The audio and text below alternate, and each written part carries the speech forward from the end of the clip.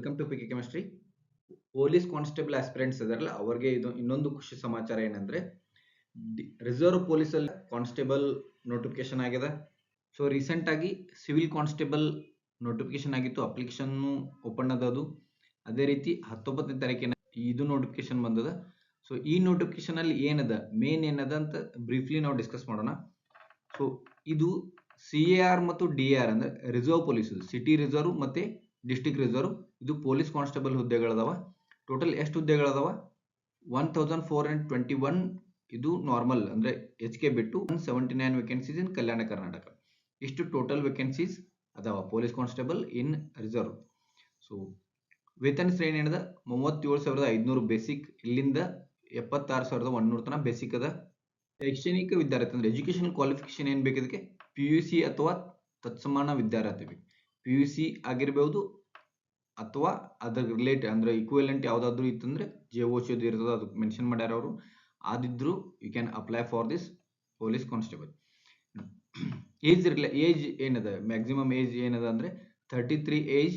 ಇದು GM ದವ್ರಿಗೆ 33 age ತನ ಇದ್ದವರು ಅಪ್ಲೈ ಮಾಡ್ಬೋದು. SC ST category 1, category 2A 2B 3A 3B ಇದ್ದವ್ರಿಗೆ 35 ತನ ಆಪ್ಷನ್ 35 ತನ ನೀವು ಅಪ್ಲೈ ಮಾಡ್ಬೋದು. ಇನ್ನು ಕರ್ನಾಟಕದ ಅರಣ್ಯ ಪ್ರದೇಶದಲ್ಲಿ ವಾಸಿಸುತ್ತಿರುವ ಬುಡಕಟ್ಟು ಅಭ್ಯರ್ಥಿಗಳಿಗೆ 38 ವರ್ಷಗಳ ತನಕ ಕೊಟ್ಟಾರ ಅವರು.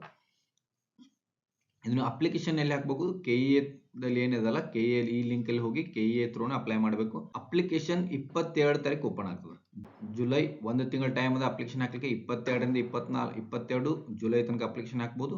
24 ಲಾಸ್ಟ್ ಡೇಟ್ ಫೀ ತುಂಬಲಿಕ್ಕೆ. ಫೀ ಎಷ್ಟದ? SC ST ಕ್ಯಾಟಗರಿ 1 ಮತ್ತು ಮಾಜಿ ಸೈನಿಕರಿಗೆ 500 ರೂಪಾಯಿ ಅದ. Other than SC ST category 1 ಅವ್ರ ಮಾಜಿ ಸೈನಿಕ 750 ಅದ. ಇದು ಏನದ? ಪುರುಷರಿಗೆ ಮಾತ್ರ ಅದ. ಪುರುಷ ಅಭ್ಯರ್ಥಿಗಳಿಗೆ ಮಾತ್ರ ಈ ವೇಕೆನ್ಸಿ ಇದೆ. ಮಹಿಳೆಯರಿಗೆ ಈ ಮಹಿಳೆಯರಿಗೆ ಇದು ವೇಕೆನ್ಸಿ ಇಲ್ಲ. ಮುಂದವ್ರು ಕೊಡ್ಬೋದು, ಬಟ್ ಈ ನೋಟಿಫಿಕೇಶನ್ ಅಲ್ಲಿ ಮಹಿಳೆಯರಿಗೆ ಇಲ್ಲ, ಓನ್ಲಿ ಪುರುಷರು ಮಾತ್ರ ಈ ನೋಟಿಫಿಕೇಶನ್ ಅಲ್ಲಿ ಎಲಿಜಿಬಲ್ ಅದಾರ.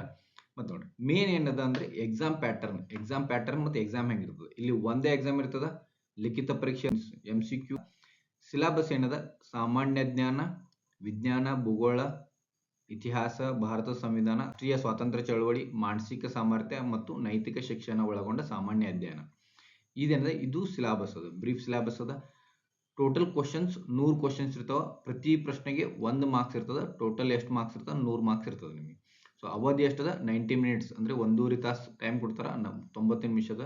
ಇಲ್ಲಿ ನೋಡ್ರಿ ನೆಗೆಟಿವ್ ಮಾರ್ಕಿಂಗ್ 0.25 ಅಂದ್ರೆ 1/4 ಆಫ್ ದಿಸ್ ಒನ್. ಪ್ರತಿ ಪ್ರಶ್ನೆಗೆ 1 ಮಾರ್ಕ್ಸ್ ಅದ. ಸೊ 1/4 ಅಂದ್ರೆ ಎಷ್ಟು? 0.25 ನೆಗೆಟಿವ್ ಮಾರ್ಕಿಂಗ್ ಇರ್ತದ. ಎಕ್ಸಾಮ್ ಡೇಟು ಬಿಟ್ಟಾರವರು. ಎಕ್ಸಾಮ್ ಡೇಟ್ ಎಂದು 6/9/2026 ಅಂದ್ರೆ ಸೆಪ್ಟೆಂಬರ್ 6ನೇ ತಾರೀಕಿನಿಂದ ಎಕ್ಸಾಮ್ ಅದ. ಇದು ಆಲ್ರೆಡಿ ಅವರು ಎಕ್ಸಾಮ್ ಡೇಟು ಬಿಟ್ಟಾರ. ಸೆಪ್ಟೆಂಬರ್ 6 ತಾರೀಕು ಎಕ್ಸಾಮ್ ಡೇಟ್ ಅದ. ಸೊ ಇಲ್ಲಿ ನೀವು ಬಹಳ ಚೆನ್ನಾಗಿ ಹೇಳ್ತಿದ್ರೆ ಸೆಪ್ಟೆಂಬರ್ 6ಕ್ಕೆ ಏನದ ಅಂದ್ರೆ ಯಾವುದೋ ಸೆಂಟ್ರಲ್ TET ಏನೋ ಅದ. ಬಟ್ KEA ದವರು ಬಹಳಷ್ಟು ಚೇಂಜ್ ಮಾಡೋದಿಲ್ಲ. ಯೂಶಲಿ ಚೇಂಜ್ ಮಾಡಿದ್ರು ಸಹಿತ ಓನ್ಲಿ 1 ವೀಕ್ ಅಷ್ಟೇ ಚೇಂಜ್ ಮಾಡ್ಬೋದು. 1 ವೀಕ್ಗಿಂತ ಹೆಚ್ಚು ಚೇಂಜ್ ಮಾಡೋದಿಲ್ಲ. ಆಲ್ಮೋಸ್ಟ್ ಇದು ಸೆಪ್ಟೆಂಬರ್ ಅಲ್ಲಿ ಎಕ್ಸಾಮ್ ನಡೀತದ. ಸೆಪ್ಟೆಂಬರ್ 6ಕ್ಕೆ ನಡೀತದ. ಭಾಳ ಅಂದ್ರೆ 1 ವೀಕ್ ಪೋಸ್ಟ್ಪೋನ್ ಆಗ್ಬೋದು ಅಷ್ಟೇ. ಓಕೆ, ಕನ್ನಡ ಕಡ್ಡಾಯ ನಂತರದ ದಿನಗಳಲ್ಲಿ ಹೇಳ್ತಾರೆ ಅವರು ಎಷ್ಟಂತ ನೋಡಿ. ಇದು ಯಾವಾಗ ಅಂದ್ರೆ ಸೊ ಎಕ್ಸಾಮ್ ಆದ್ಮೇಲೆ, ಎಕ್ಸಾಮ್ ಕ್ಲಿಯರ್ ಆದ್ಮೇಲೆ ಒಂದು ಪೋಸ್ಟ್ಗೆ 5 ಜನ ಸೆಲೆಕ್ಟ್ ಮಾಡಿ ಫಿಸಿಕಲ್ ಟೆಸ್ಟ್ ಕಳಿಸ್ತಾರ. ಫಿಸಿಕಲ್ ಟೆಸ್ಟ್ ಕ್ಲಿಯರ್ ಆದಲ್ಲಿ ಒಂದು ಪೋಸ್ಟ್ಗೆ 2 ಮೆಡಿಕಲ್ ಟೆಸ್ಟ್ ಕಳಿಸ್ತಾರ. ಮೆಡಿಕಲ್ ಟೆಸ್ಟ್ ಕ್ಲಿಯರ್ ಆದ್ಮೇಲೆ 1:1 ಈ ಲಿಸ್ಟ್ ಬಿಡ್ತಾರ. 1:1 ಅಂದ್ರೆ ಒಂದು ಪೋಸ್ಟ್ಗೆ 1 ಸೆಲೆಕ್ಟ್ ಮಾಡ್ತಾರ. ಇವ್ರು ಯಾರು ಆಗ್ತಾರಲ್ಲ, ಇದು ಯಾರು ಸೆಲೆಕ್ಟ್ ಅದಲ್ಲ ಅವರು ಈ ಪೋಸ್ಟ್ಗೆ ಸೆಲೆಕ್ಟ್ ಆದಂಗಂತ. ಓಕೆ, ಇಷ್ಟದ. ಮತ್ತೆ ಮೆಡಿಕಲ್ ಟೆಸ್ಟ್ ಏನು ಕ್ರೈಟೇರಿಯಾ ಅದ ಅದೆಲ್ಲ ಆಮೇಲೆ ಡಿಸ್ಕಸ್ ಅಂದ್ರೆ ಆಮೇಲೆ ನೀವು ನೋಟಿಫಿಕೇಶನ್ ನೋಡ್ಬೋದು, ಅಥವಾ ನೀವೇನು ತಲೆ ಕೆಡಿಸ್ಕೋಬೇಡ್ರಿ ಅಂತ ನನ್ನ ಅಭಿಪ್ರಾಯ. ಈಗ ನೀವೇನು ಮಾಡೋಕೆ ಫಿಸಿಕಲ್ ಭಾಳ ತಲೆ ಕೆಡಿಸ್ಕೊಬೇಡ್ರಿ. ಫಸ್ಟ್ ಏನದ ಎಕ್ಸಾಮ್ ಅದ. ಸೊ ಫಸ್ಟ್ ನೀವು ಎಕ್ಸಾಮ್ ಪ್ರಿಪೇರ್ ಆಗ್ಬೇಕು. ಯಾಕಂದ್ರೆ ಭಾಳ ದಿನದಿಂದ ನೋಟಿಫಿಕೇಶನ್ ಇದ್ದಿರಲಿಲ್ಲ. ಸೊ ಭಾಳಷ್ಟು ಜನ ಆಸ್ಪಿರೆಂಟ್ಸ್ ಅದರ ಕಾನ್ಸ್ಟೇಬಲ್ ಆಗ್ಬೇಕಂತೇಳಿ. ಯಾರ್ಯಾರು ಸಿವಿಲ್ಗೆ ಎಕ್ಸಾಮ್ ಪ್ರಿಪೇರ್ ಆಗತ್ತಿರಲ್ಲ ಅವರು ರಿಸರ್ವ್ ಇದೊಂದು ಪಾಸಿಟಿವ್ ನಿಮಗೆ. ಸೊ ಇದಕ್ಕೂ ನೀವು ಪ್ರಿಪೇರ್ ಆಗ್ಬೋದು. Okay, thank you.